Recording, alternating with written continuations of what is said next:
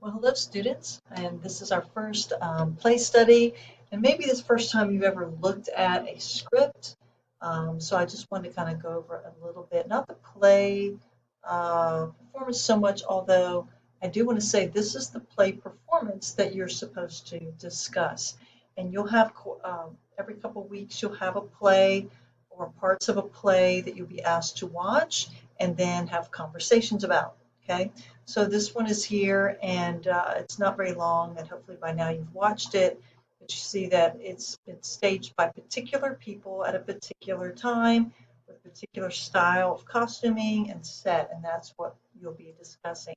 But I did want you to see play, script, and this one's been around a little while, published in the early 1900s by Susan Glaspell. It's a social reform play.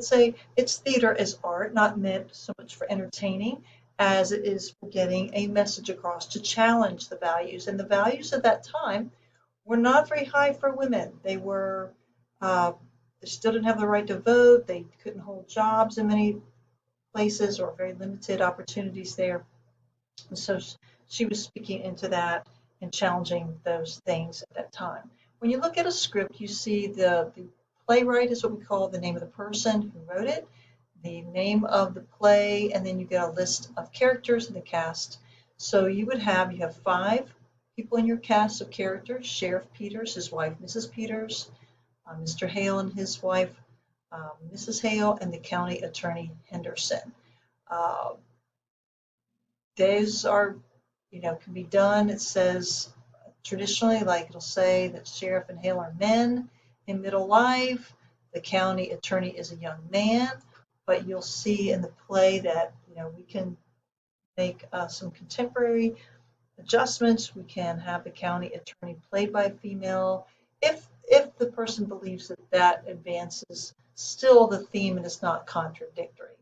Um, I think that having, all the people in charge being male versus the women, Mrs. Hale and Mrs. Peters, is a better way to do that in tradition, because the whole idea is that women are isolated by their gender, and that you should follow that, but that's just my interpretation. Okay, so you get this long description of the scene in italics. And that tells you also, tells you where things are. And I'm trying to get this to roll down. And it's not wanting to, but let me try it this way. Yeah, there we go. And then you have dialogue. So you get these 2 pieces. There's a bit of it missing here on this, but it says the first words are, "This feels good, come up to the fire, ladies."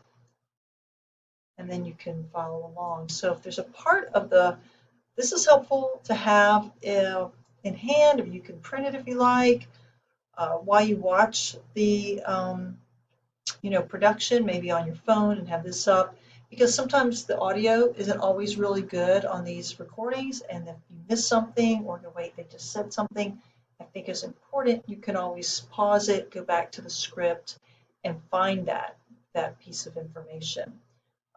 So you have pretty much just dialogue, the name of the character, followed by what they said, and then the next person that speaks, and then little things that help, with phrasing like this. "Oh, yesterday," or "they're not really finished and someone cuts them off."